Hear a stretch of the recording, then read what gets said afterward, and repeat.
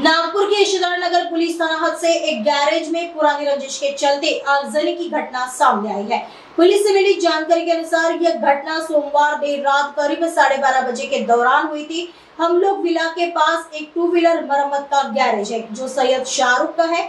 उनके गैरेज में मरम्मत के लिए आई हुई बाइक को 5 आरोपियों ने पेट्रोल डालकर जलाया।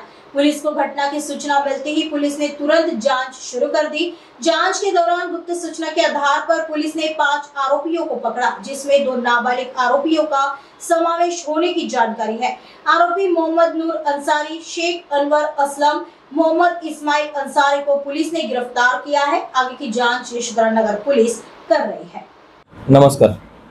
यशोधरानगर पोलीस स्टेशन हद्दीमध्ये सोमवारी रात्री 12:30च्या दरम्यान एक घटना घडली होती। हमलोग विलाच्या शेजारी एक गॅरेज आहे 2 व्हीलर दुरुस्तीचं।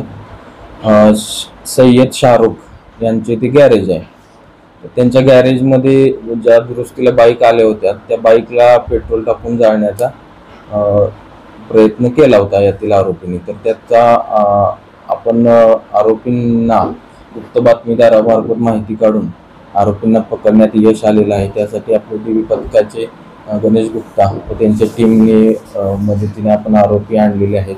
तर त्यामध्ये टोटल 5 आरोपी आहेत, त्यांना आपण ताब्यात घेतलेलं आहे आणि पुढील कारवाई चालू आहे। त्यामध्ये 5 आरोपीपैकी 3 आरोपी जे आहेत ते मेजर म्हणजे 18 वर्षापेक्षा जास्त वय असलेले आरोपी आहेत आणि बाकीचे जे 2 आहेत ते विधी संघर्षग्रस्त बालक आहेत। तर ते 3 मध्ये मोहम्मद नूर अंसारी, शेख अनवर असलम, मोहम्मद इस्माइल अंसारी असे 3 जण आरोपी आहेत। यामध्ये गॅरेज मालक जो शाहरुख सय्यद व यातील आरोपी शेख अनवर यांचा यापूर्वी एकाच परिसरात राहणं आहे आणि यापूर्वी किरकोळ कारणावरून भांडण झालं होतं 1-1.5 महिन्यापूर्वी। त्याचा राग मनात ठेवून यातील आरोपींनी ही सदरची घटना केलेली आहे।